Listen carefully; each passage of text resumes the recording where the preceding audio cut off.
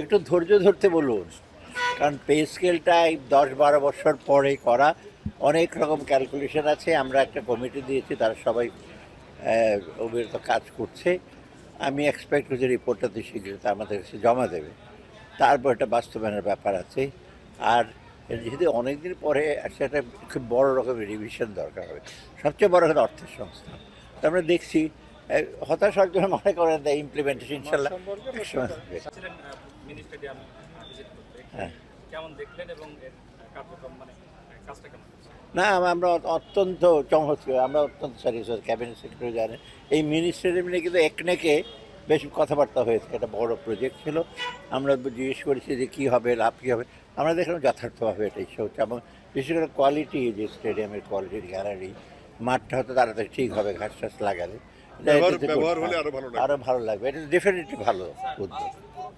আর আরেকটা জিনিস আমি বলি, যেমন আমরাও আমি আমি কয়েকদিনের পরে 3টা ডিস্ট্রিক্টে যাব, এই চাঁদপুর, লক্ষ্মীপুর, ফেনী।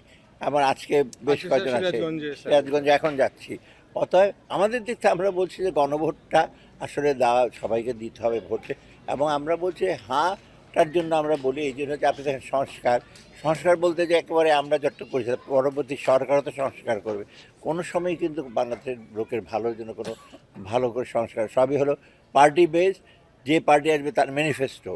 আমরা ওখানে বলেছি যে যেই আসুক তার ডিসাইড করবে, কিন্তু আপনি একটু সাপোর্ট দেবেন এবং আপনাদের অংশগ্রহণ এই প্রকল্পগুলো এগুলো নেবে। অতএব এইটার জিনিসটা পজিটিভ একটা দিক আছে। মানে হয় কি, পলিটিক্যাল গভর্নমেন্ট যারা একটু শক্তি পায়, সাহস পায়। এখন এর আগে যেটা হচ্ছে, আমি তো মোটামুটি তো সরকারে ছিলাম, আমি আবার মোহিত সাহেব বলছি, আমি ভোলার কিন্তু ডিস্ট্রিক্ট বাজেট দিতেন ঢাকায় বসে। ভোলার লোক কী চায় আপনি জানেন?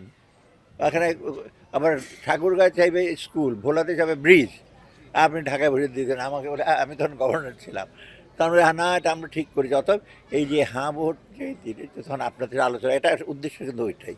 অতএব এই নিঃসন্দেহে এটা আপনাদের বাংলাদেশের লোকের জন্য আপনাদের ইচ্ছায় প্রতিফলন ঘটবে এর ফলে।